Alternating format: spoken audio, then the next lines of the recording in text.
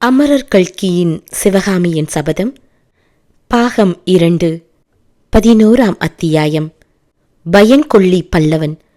சிவகாமி நிறுத்தமாடிய போது சுய உணர்வுடன் இருந்தவர் ஒருவர் நல்ல வேளையாக அங்கே இருந்தார். அவர் பிக்ஷு நாகநந்திதான் என்று சொல்ல வேண்டியதில்லை. போது மாயனரே, ஆட்டத்தை நிறுத்துங்கள். இனிமேல் ஆடினால் சிவகாமியும் தாங்க மாட்டாள், உலகமும் தாங்காது என்ற நாகநந்தியின் வார்த்தைகளை கேட்டு ஆயனர் சுய பிராஞ்ஞை அடைந்து தாளம் போடுவதை நிறுத்த சிவகாமியும் ஆட்டத்தை நிறுத்தினாள். புத்த பிக்ஷு கூறினார், ஆயனரே, நீர் எத்தகைய துரோகம் செய்து கொண்டிருக்கிறீர்? இப்படிப்பட்ட தெய்வீகமான கலையை இந்த நடுக்காட்டிலே ஒளித்து வைத்துக் கொண்டிருக்கலாமா? உலோபி ஒருவன் தனக்கு கிடைத்த மதிப்பில்லாத ரத்தினத்தை பெட்டிக்குள்ளே பூட்டி வைத்திருப்பது போல் அல்லவா இருக்கிறது நீர் செய்யும் காரியம்? தீபத்தை ஏற்றி நடுக்கூடத்தில் வைக்க வேண்டும். அப்படியின்றி மூளை முடுக்கிலே வைத்து துணியை போட்டு மூடினால் தீபம் அணைந்து போவதுடன் துணியுமல்லவா எரிந்து போகும்? உலகம் பார்த்து பிரமிக்கும்படியான கலை செல்வம் உமது குமாரியிடம் இருக்கிறது. அதை பார்த்து ஆனந்திக்க உலகமும் காத்திருக்கிறது. நான் சொல்கிறதை சற்று செவி கொடுத்து கேளுங்கள். என்னுடன் கிளம்பி வாருங்கள். தில்லைப்பதிக்கு போவோம். அங்கே பரமசிவனுக்கு போட்டியாக பார்வதி ஆடியது போல் சிவகாமியும் ஆடட்டும். ஆனால் பார்வதியைப் போல் சிவகாமி நடனப் போட்டியில் தோற்க மாட்டாள். எடுத்த எடுப்பிலேயே நடராஜர் தோற்று போவார். அவருடைய தூக்கிய திருவடியை பூமியின் மேல் வைத்து இளைப்பாறுவார். தில்லையிலிருந்து நாகப்பட்டினத்துக்கு போகலாம். நாகப்பட்டினத்திலே புத்த பிக்ஷுக்களின் மகா சங்கம் கூட போகிறது. இந்த கூட்டத்துக்காக கன்யாகுப்சத்திலிருந்தும் காசியிலிருந்தும் கயையிலிருந்தும் கடலுக்கப்பால் உள்ள சாவகத் தீவிலிருந்தும் சீன தேசத்திலிருந்தும் பௌத்தர்கள் வருகிறார்கள். உலகத்தின் நாலா பக்கங்களிலிருந்தும் சிற்ப கலைஞர்களும் இசை வல்லாளர்களும் நடன சாஸ்திர மேதைகளும் நாகப்பட்டினத்தில் கூடுகிறார்கள். அந்த மகா சங்கத்திலே உங்கள் புதல்வி நடனமாடட்டும். அவளுடைய புகழும் அவளை பெற்ற உம்முடைய புகழும் உலகமெல்லாம் பரவட்டும். நாகைப்பட்டினத்திலிருந்து உறையூருக்கு போவோம். உறையூர் சோழர்கள் இன்று தாழ்வடைந்து பல்லவர்களுக்கு கப்பம் செலுத்தி சிற்றரசர்களாக இருக்கிறார்கள். இருந்தாலும் பூர்வீக பெருமையுடையவர்கள், கலைகளில் அபார பற்று உடையவர்கள். பார்த்திபன் என்னும் சோழ ராஜகுமாரன் அங்கே இருக்கிறான். சித்திரக்கலையில் தேர்ந்தவன். சிவகாமியின் நடனத்தை பார்த்தால் அவனுடைய ஆனந்தத்துக்கு அளவே இராது. பின்னர் அங்கிருந்து கிளம்புவோம். சித்தர் வாசமல்லியின் சித்திர விசித்திரங்களை சிவகாமிக்கு காட்டிவிட்டு மதுரை மாநகருக்கு செல்வோம். அங்கே மாரவர்ம பாண்டியன் சமீபத்திலேதான் காலமாகி அவன் மகன் சடையவர்மன் பட்டத்துக்கு வந்திருக்கிறான். சடையவர்மன் மகா ரசிகன். ஆகா, சடையவர்ம பாண்டியன் மட்டும் சிவகாமியின் நடனத்தை பார்த்துவிட்டால் உங்களை இந்த அரண்ய வீட்டிலே இப்படி நிற்கதியாக விட்டிருப்பானா? மதுரை நகரில் உள்ள மாட மாளிகைக்குள்ளே மிக உன்னதமான மாளிகை எதுவோ அதிலே அல்லவா உங்களை இருவரையும் வைத்து போற்றுவான். இவ்விதமாக நாகநந்தி பேசி வருகையில் ஆயனரும் சிவகாமியும் பாம்பாட்டியின் மகுட வாத்தியத்திலே மயங்கி படம் எடுத்தாடும் சர்ப்பத்தைப் போல் அவருடைய மொழிகளை கேட்டு வந்தார்கள். கடைசியில், என்ன சொல்கிறீர் ஆயனரே என்று நாகநந்தி கூறி நிறுத்திய போது ஆயனருக்கு உண்மையில் இன்னது சொல்வதென்றே தோன்றவில்லை. அவருடைய மனதில் சக்கரவர்த்தியின் கட்டளைக்கும் நாகநந்தியின் யோசனைக்கும் வெகு பொருத்தமாயிருக்கிறதே என்ற எண்ணம் தோன்றிக் கொண்டிருந்தது. இருந்தாலும் காரணம் தெரியாத ஒருவித தயக்கமும் உண்டாயிற்று. எனவே, நான் என்ன சொல்வது, சிவகாமியைத்தான் கேட்க வேண்டும் என்று சொல்லி சிவகாமியை நோக்கினார்.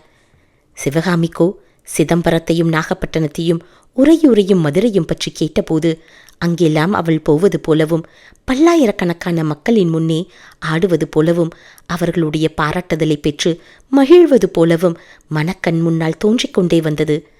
ஆனால் அவள் மனதிலும் ஒரு தடை, இன்னதென்று விளங்காத ஏதோ ஒரு சந்தேகம் குறுக்கிட்டு கொண்டே இருந்தது. எனவே ஆயனர் மேற்கண்டவாறு கேட்டதும் சிவகாமி சற்று யோசித்து, எனக்கு என்ன தெரியும் அப்பா, உங்களுக்கு எது உச்சித்தமாக தோன்றுகிறதோ அப்படி செய்யுங்கள் என்றாள். அப்போது நாகநந்தி, ஆமாம் ஆயனரே, உம்முடைய காலம் எவ்விதம் போய்கொண்டிருக்கிறது? இங்கே புதிய நடனச் சிலை எதையும் காணோமே. நான் கடைசி முறையாக வந்து போன பிறகு புதிதாக ஒரு சிலை கூட அமைக்கப்படவில்லையா என்றார். ஆயனர் ஏக்கம் நிறைந்த குரலில், இல்லை, கல்லுளியை கையினால் தொட்டு வெகு காலமாயிற்று என்றார். ஏன் அப்படி? சிற்பக்கலை என்ன பாவத்தை செய்தது? தென் தேசத்தின் ஒப்பற்ற மகா சிற்பி எதற்காக கல்லுளியை கையினால் தொடாமல் இருக்க வேண்டும் என்று பிக்ஷு கேட்டார். சிவகாமி அப்போது குறுக்கிட்டு, எல்லாம் உங்களால் வந்த வினைதான். அடிகளே, அஜந்தா வர்ண ரகசியத்தை கண்டுபிடிப்பதில் அப்பா முனைந்திருக்கிறார். தினம் தினம் விதவிதமான பச்சிலைகளை தேடிக்கொண்டு வருவதும் அரைப்பதும் தான் 7 மாதமாய் அப்பா செய்யும் வேலை என்றாள். ஆகா, வீண் வேலை. நான் தான் எப்படியும் உங்களுக்கு அதை அறிந்து சொல்வதாக வாக்கு கொடுத்திருக்கிறேனே. ஆயனர் சிறிது பரபரப்புடன், வாக்கு கொடுத்தது உண்மைதான், ஆனால் அதை நிறைவேற்றுவதாக காணோமே. நீங்கள் ஓலை கொடுத்து அனுப்பியதுதான் உபயோகப்படவில்லையே. அந்த பிள்ளையாண்டான் இப்போது சைனியத்தில் சேர்ந்து பெரிய தளபதியாகிவிட்டான், தெரியுமோ இல்லையோ என்றார். அப்படித்தான் நானும் கேள்விப்பட்டேன். நேற்றைக்குத்தான் அவன் காஞ்சிக்கு வந்தானாமே. ஆம், இன்று காலை அந்த பிள்ளையே இங்கு வந்திருந்தான். காஞ்சி கோட்டை காவலுக்காக அவனை சக்கரவர்த்தி அனுப்பி வைத்திருக்கிறாராம். அடேயப்பா, 8 மாதத்திற்குள் அவனிடம் எவ்வளவு வித்தியாசம்! அடக்க ஒடுக்கத்துடனும் நாணம் அச்சத்துடனும் அன்றைக்கு உங்களுடன் வந்தானே, அந்த பரஞ்சோதி எங்கே? இன்று காலை தளபதியாக வந்த பரஞ்சோதி எங்கே? என்ன அகம்பாவம், என்ன கர்வம்! அப்பா, அவரிடம் அகம்பாவம் ஒன்றுமில்லையே. தங்களிடம் எவ்வளவோ பயபக்தியுடன் தானே நடந்து கொண்டார். சக்கரவர்த்தியின் கட்டளையை கூட எவ்வளவு தயக்கத்துடன் கூறினார் என்று சிவகாமி குறுக்கிட்டு சொன்னாள். ஆயனரே, சக்கரவர்த்தியின் கட்டளை என்ன? நான் தெரிந்து கொள்ளலாமா என்று புத்த பிக்ஷு கேட்டார். எங்களை இந்த வீட்டை விட்டு போகச் சொல்லி கட்டளை. எப்படி இருக்கிறது கதை?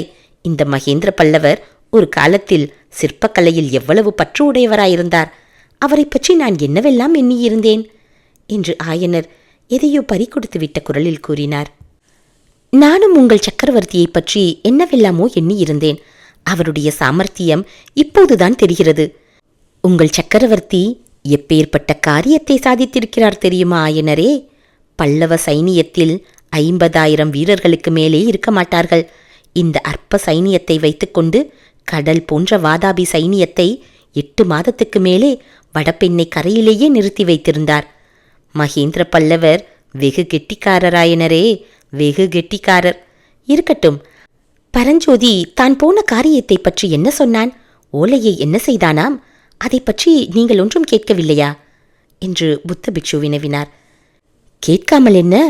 பாவம், அந்த பிள்ளைக்கு வழியிலேயே பெரிய விபத்து நேர்ந்து விட்டதாம். சல்லுக்க வீரர்கள் அவனை பிடித்து கொண்டு விட்டார்களாம். எப்படியோ பையன் சல்லுக்க வீரர்களிடமிருந்து தப்பித்து வந்து விட்டானாம். நல்ல வேளையாக சிறை பிடிக்கப்பட்டதும் ஓலையை மலை பள்ளத்தாக்கில் ஓடிய அருவியிலே எரிந்து விட்டானாம். புத்திசாலி பையன். புத்திசாலி, அதோடு அதிர்ஷ்டசாலி. முதலில் சாலை ஓரத்தில் அவன் படுத்து தூங்கிக் கொண்டிருந்த போது பார்த்த உடனேயே இவன் மிக அதிர்ஷ்டசாலியாவான் என்று எனக்கு தெரிந்து போயிற்று. ஆனால் நான் அவனுக்கு எதிர்பார்த்த அதிர்ஷ்டம் வேறு. ஆஹா, என்ன தவறு செய்துவிட்டேன் என்று நாகநந்தி கூறி லேசாக ஒரு பெருமூச்சு விட்டார். அடிகளே, பரஞ்சோதிக்கு இப்போது அதிர்ஷ்டம் ஒன்றும் குறைவாக போய்விடவில்லையே. உங்களுக்கு தெரியாத ஆயனரே, இன்னும் எவ்வளவோ பெரிய அதிர்ஷ்டம் அவனுக்கு வருவதற்கிருந்தது. ஏதோ ஒரு கிரகம் வந்து குறுக்கிட்டிருக்கிறது. நல்ல வேளை, இவ்வளவு அதிர்ஷ்டத்தோடையே நிற்கட்டும். இன்னும் அதிகமானால் பையனுக்கு தலைகால் தெரியாமல் போய்விடும் என்றார் ஆயனர். அஜந்தா வர்ண ரகசியத்தை அறிந்து கொள்ளாமல் வந்ததில் பரஞ்சோதியின் மேல் அவருக்கு மிக்க வெறுப்பு உண்டாகியிருந்தது. சிவகாமி குறுக்கிட்டு, அப்பா, அப்பா, ஒரு செய்தி கேட்டீர்களா?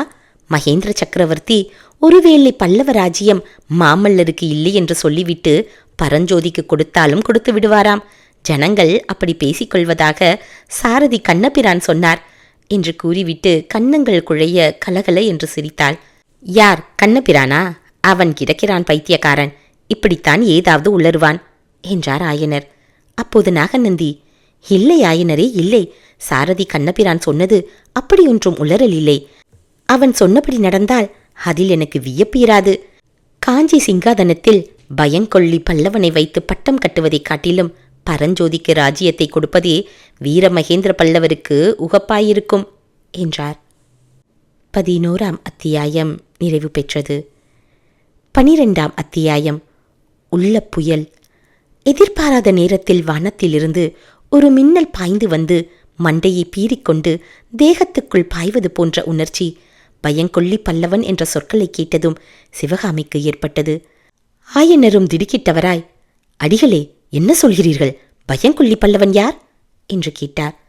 பயங்கொல்லி பல்லவனை பற்றி உலகமெல்லாம் அறியுமே, நாடு நகரமெல்லாம் பேச்சாயிருக்கிறதே, உங்களுக்கு தெரியாதா? ஆனால் நீங்கள் காட்டுக்குள்ளே இருக்கிறீர்கள், உங்களுக்கு தெரியாதுதான் என்றார் பிக்ஷு. என்ன தெரியாது? யாரை பற்றி உலகம் என்ன சொல்கிறது? ஒரே மர்மமாயிருக்கிறதே என்றார் ஆயனர். ஒரு மர்மமும் இல்லை. உலகமெல்லாம் தெரிந்த விஷயத்தை உங்களுக்கு நான் சொன்னால்தான் என்ன? மாமல்லன் என்ற பட்டப்பெயர் பெற்ற குமார சக்கரவர்த்தி நரசிம்ம பல்லவனை பற்றித்தான் சொல்கிறேன். அவன் பெரிய கோழை, பயங்கொல்லி என்பது உலக பிரசித்தமாயிற்றே. முதலில் வாதாபி சைனியம் படையெடுத்து விட்டது என்று கேள்விப்பட்டதுமே மாமல்லனுக்கு உடம்பெல்லாம் நடுக்கமெடுத்து மயங்கி விழுந்து விட்டானாம். அதுவும் அந்த சமயத்தில் அவன் அரண்மனை அந்தப்புறத்து மாதர்களுக்கு மத்தியில் இருந்தானாம். சக்கரவர்த்திக்கு மானமே போய்விட்டதாம். ஆயனரே, மாமல்லனை ஏன் சக்கரவர்த்தி யுத்த களத்துக்கு அழைத்து போகவில்லை என்று நீர் கேள்விப்படவில்லையா? ஏன் காஞ்சி கோட்டைக்கு வெளியிலேயே மாமல்லன் வரக்கூடாது என்று திட்டம் செய்துவிட்டு மகேந்திர பல்லவர் போர்க்களம் போனார் என்று நீர் கேள்விப்படவில்லையா? ஓ பொல்லாத பிக்ஷுவே, எப்பேற்பட்ட அவதூறு சொல்கிறீர்! எம்மாதிரி அபச்சாரம் பேசுகிறீர்! 18 வயதுக்குள் தென்னாட்டிலுள்ள பிரசித்த மாமல்லர்களையெல்லாம் வென்று மகாமல்லன் என்ற பட்டம் பெற்ற மாவீரனை பற்றி இவ்விதம் சொல்ல உமக்கு நாக்க கூசவில்லையா என்று ஆயனர் சற்று ஆத்திரத்துடனேயே கேட்டார். மகா சிற்பியே, தங்களுக்கு இந்த விஷயமெல்லாம் தெரியாதென்பது எனக்கு தெரியாது. பெரிய இடத்து சமாச்சாரம், நமக்கு என்ன கவலை? ஆனாலும் என் வார்த்தையில் நீங்கள் அவநம்பிக்கை கொள்வதால் சொல்கிறேன். அந்த மகாமல்லன் பட்டமெல்லாம் வெறும் கதை. நரசிம்மவர்மனோடு போரிட்ட மல்லர்களுக்கெல்லாம் முன்னாலேயே கட்டளையிடப்பட்டிருந்தது, சீக்கிரத்தில் தோற்று போய்விட வேண்டும் என்று. இப்படியெல்லாம் செய்தாலாவது பிள்ளைக்கு வீரமும் தைரியமும் வராதா என்று சக்கரவர்த்தி பார்த்தார். பாவம், பலிக்கவில்லை. யுத்தம் என்று வந்ததும் நடுங்கி போய்விட்டான். சாட்சாத் உத்தரகுமாரனுடைய அவதாரம்தானாம் நரசிம்மவர்மன். ஊர் ஊராக பாரத மண்டபம் கட்டி பாரதம் படிக்க வேண்டும் என்று சக்கரவர்த்தி ஏற்பாடு செய்திருக்கிறாரே, எதற்காக தெரியுமா? முக்கியமாக அவருடைய திருக்குமாரனை உத்தேசித்துத்தான். அடிகளே, நிறுத்துங்கள். குமார சக்கரவர்த்தியை பற்றி இப்படியெல்லாம் கேட்க என் மனம் சகிக்கவில்லை என்றார் ஆயனர். இன்னும் மிச்சமுள்ள உண்மையையும் கேட்டால் என்ன சொல்வீர்களோ தெரியவில்லை. ஆனால் தங்கள் குமாரி சிவகாமி இருக்கும்போது சொல்லக்கூடாது என்று கூறி நாகநந்தி சிவகாமி இருந்த இடத்தை நோக்கினார். சிவகாமி 7-8 வயது சிறுமியாயிருந்தபோது ஒரு சமயம் ஒரு தேன்கூட்டில் கையை வைத்து விட்டாள். கையிலும் உடம்பிலும் தேனீக்கள் கொட்டிவிட்டன. ஒரு நாளெல்லாம் வேதனை அனுபவித்துக் கொண்டிருந்தாள். அதை காட்டிலும் 1000 மடங்கு வேதனையை நாகநந்தி நரசிம்மரை பற்றி சொல்லி வந்ததை கேட்டுக்கொண்டிருந்த போது சிவகாமி அனுபவித்துக் கொண்டிருந்தாள். பிக்ஷுவின் வார்த்தை ஒவ்வொன்றும் பழுக்க காய்ச்சிய ஈய துளியைப் போல் அவள் காதில் விழுந்து கொண்டே இருந்தது. பிக்ஷு, உங்கள் குமாரி இருக்கும்போது சொல்லக்கூடாத விஷயங்கள் என்று கூறியதும் இதுதான் சமயம் என்று சிவகாமி சட்டென்று எழுந்தாள். அவர்கள் பக்கமே பாராமல் நடந்து வீட்டின் 2ஆம் கட்டுக்குள் பிரவேசித்தாள். சிவகாமியின் செம்பஞ்சு ஊட்டிய பாதங்களை கதவின் அடியில் இருந்த இடைவெளியில் புத்த பிட்சு பார்த்துவிட்டு கொஞ்சம் உரத்த குரலில் சொன்னார். ஆயனரே, உமது குமாரி சிறந்த கலைவாணி மட்டுமல்ல, ரொம்பவும் இங்கீதம் தெரிந்தவள். எப்படி சட்டென்று எழுந்து போனால் பாரும். நான் என்ன சொல்ல வந்தேன் என்றால், சக்கரவர்த்திக்கு தம் புத்திரன் விஷயத்தில் இன்னொரு பெரிய கவலையாம். பல்லவ குலத்தில் இவ்வளவு இளம் வயதில் இவனைப் போல் ஸ்ரீலோலன் ஆனவனே கிடையாதாம். ஒரு சமயம் மாமல்ல பல்லவன் ஒரு பெண்ணுக்கு எழுதிய காம விகாரம் ததும்பிய ஓலை சக்கரவர்த்தியிடம் அகப்பட்டு விட்டதாம். இதையெல்லாம் உத்தேசித்துதான் மாமல்லனை காஞ்சியிலேயே இருக்க வேண்டும் என்று சக்கரவர்த்தி திட்டம் செய்திருக்கிறாராம். இப்படி நாகநந்தி சொல்லிக் கொண்டிருந்த போது கதவின் அடியில் தெரிந்த பாதங்கள் மறைந்தன. நாகநந்தியும் பிறகு தமது குரலை தாழ்த்தி கொண்டு பேசலானார். 1000 பேய்களினால் துரத்தப்பட்டவளைப் போல் சிவகாமி வீட்டின் பின்கட்டுகளை தாண்டி கொல்லை பக்கம் ஓடினாள். காட்டுக்குள்ளே எங்கே போகிறோம் என்ற உத்தேசமில்லாமல் ஓடினாள். ஓடி ஓடி களைத்து கடைசியில் ஒரு மரத்தடியின் வேரின் மீது உட்கார்ந்தாள். சிவகாமியை பின்தொடர்ந்து மானும் கிளியும் பின்னால் வந்து கொண்டிருந்தன. அவற்றை அவள் கவனிக்கவே இல்லை. மரத்தடியில் உட்கார்ந்த சிறிது நேரத்திற்கு பிறகு ரதி அருகில் வந்து மெதுவாக தன் முகத்தை அவள் கரத்தின் மீது வைத்தது. சிவகாமி அதை ஒரு தள்ளு தள்ளி, சி தரித்திரமே, பீடை, ஒழிந்து போ என்று கத்தினாள். சந்தர்ப்பம் தெரியாத அசட்டு சுகரிஷி மாமல்லா மாமல்லா என்றது. சிவகாமி கையை ஓங்கி, சனியனே மூதேவி என்று அதை அடிக்கப் போனாள். கிளி இறக்கைகளை அடித்துக்கொண்டு அவளிடம் அகப்படாமல் தப்பிச் சென்றது. திடீரென்று தாமரை குளக்கரையில் மகிழமர பொந்தில் இருந்த ஓலைகளின் நினைவு வந்தது. அந்த ஓலைகளை உடனே எடுத்து நெருப்பிலே போட்டு எரித்து சாம்பலாக்கிவிட வேண்டும் என்று நினைத்து தாமரை குளத்தை நோக்கி ஓடினாள். அதி சீக்கிரத்தில் குளக்கரையை அடைந்து உட்காரும் பலகையின் மீது காலை வைத்து ஏறி மரப்பொந்திலே கையை விட்டாள். ஐயோ, அந்த பொந்திலே ஏதாவது நாகசர்ப்பம் இருந்து அவள் கரத்தை தீண்டிவிட்டதா என்ன? அவள் முகத்திலே ஏன் அவ்வளவு பயங்கரம்? கையை ஏன் அவ்வளவு அவசரமாக வெளியில் எடுத்தாள்? இன்னும் கொஞ்சம் மேலே கிளம்பி பொந்துக்குள்ளே உற்று பார்க்கிறாளே, ஏன்? அந்த பொந்து வெறுமையாய் சூனியமாய் இருந்ததுதான் காரணம். காலையில் அந்த பொந்தில் இருந்த ஓலைகள் எங்கே போயிருக்கும்? சிவகாமி அந்த மகிழ மரத்தை ஓடி அடைந்த அதே சமயத்தில் தாமரை குளத்தின் எதிர்க்கரையில் இருந்த காட்டில் புத்த பிக்ஷு விரைந்து வந்து கொண்டிருந்தார். மரப்பொந்தில் அவள் கையை விட்டு வெறுங்கையை வெளியில் எடுத்ததை அவர் பார்த்தார். அப்போது சிவகாமியின் முகத்தில் தோன்றிய வியப்பும் பயமும் பிக்ஷுவுக்கும் எல்லையற்ற ஆச்சரியத்தை உண்டாக்கிற்று என்பது அவருடைய முகக்குறிப்பினால் தெரிய வந்தது. 12ஆம் அத்தியாயம் முடிவு பெற்றது.